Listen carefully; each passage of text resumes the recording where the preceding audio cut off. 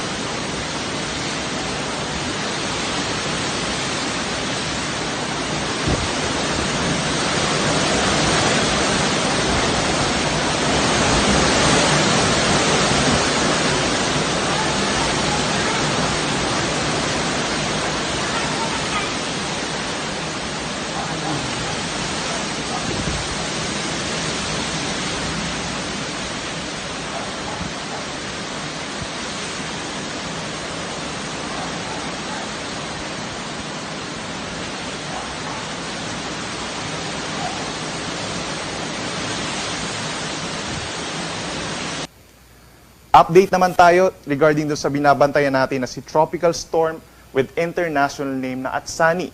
Inaasahan po mga ilang oras din or ngayong umaga hanggang tanghali ay papasok na rin ito ng ating Philippine Area of Responsibility. So ibig sabihin, posible tayong magkaroon ng dalawang bagyo by afternoon hanggang evening sa loob ng ating Area of Responsibility.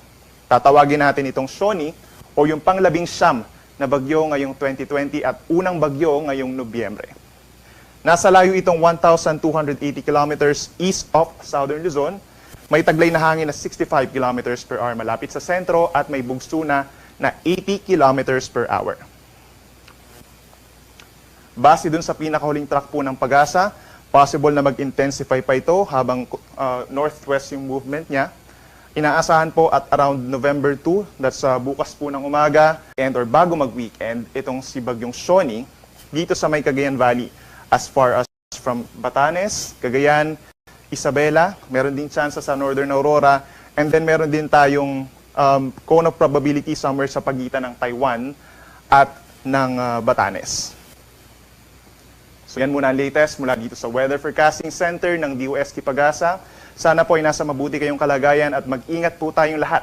Ako muli si Benison Estareja na nagsasabing sa anumang panahon, Pag-asa ang magandang solusyon.